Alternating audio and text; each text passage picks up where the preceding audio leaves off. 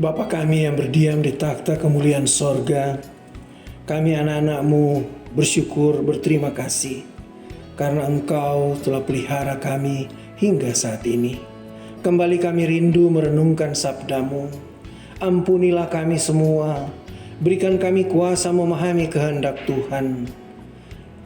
Di dalam nama Tuhan Yesus, kami berdoa dan mengucap syukur selalu.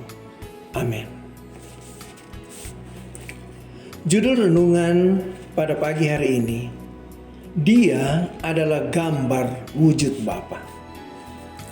Ia adalah cahaya kemuliaan Allah dan gambar wujud Allah, dan menopang segala yang ada dengan firman-Nya yang penuh kekuasaan.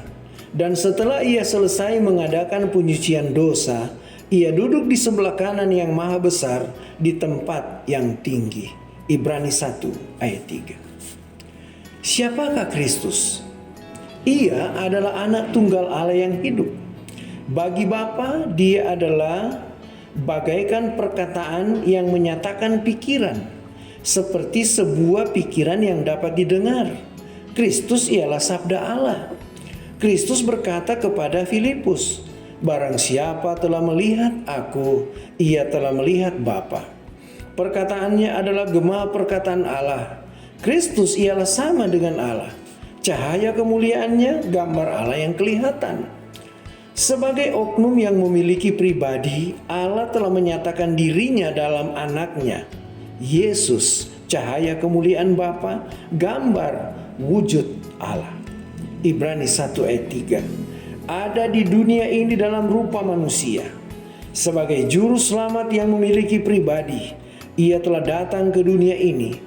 Sebagai juru selamat yang memiliki pribadi, ia naik ke surga. Sebagai juru selamat yang memiliki pribadi, ia mengantarai di meja pengadilan yang di sorga, di hadapan takhta Allah demi kepentingan kita, melayani serupa anak manusia. Wahyu 1 ayat 13. Kristus terang dunia ini, menudungi kemuliaan ilahinya, lalu datang untuk hidup sebagai manusia di antara manusia, agar mereka tanpa sampai dihanguskan dapat berkenalan dengan Khalik mereka. Kristus datang untuk mengajar bangsa manusia apa yang diinginkan Allah supaya mereka ketahui. Di segala langit yang di atas, di dalam bumi, di dalam air lautan yang luas, kita melihat perbuatan tangan Allah. Semua alam ciptaan menyaksikan kekuasaannya, hikmatnya, kasihnya. Tetapi bukannya dari bintang-bintang atau lautan atau air terjun kita dapat mempelajari kepribadian Allah sebagaimana yang dinyatakan dalam Kristus. Lemah lembut, berbelas kasihan, simpati, selalu mengingat kepentingan orang lain.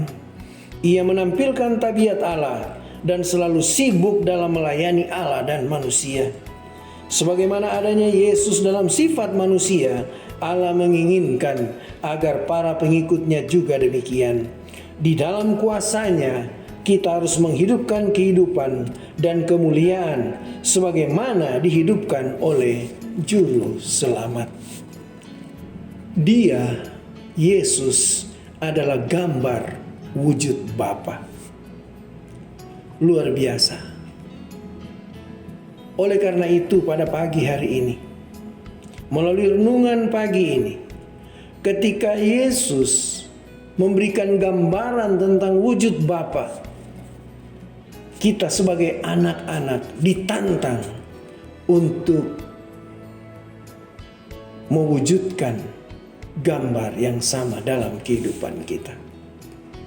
Kita menjadi umat Tuhan yang benar-benar dapat menceritakan kebesaran Tuhan kita dalam kehidupan kita.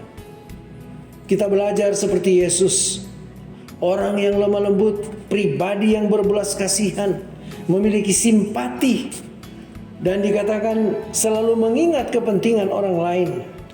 Dia menampilkan tabiat Allah dan selalu sibuk dalam melayani Allah dan manusia. Inilah yang dirindukan Bapa kita di sorga, agar kita boleh melakukannya. Kiranya Tuhan menolong kita hari ini untuk benar-benar menghidupkan suatu kehidupan yang berkenan di hadapan Bapa, dan kita boleh mewujudkan akan kuasa sorga, kuasa Yesus di dalam kehidupan kita sepanjang hari ini. Kita berdoa. Terima kasih Bapa, karena kembali kami dikuatkan saat ini. Kiranya kami sebagai anak-anak, sekalipun di dalam keterbatasan kami, tapi oleh kuasa Tuhan diberikan kemampuan untuk menggambarkan akan Engkau sebagai Tuhan kami. Terima kasih.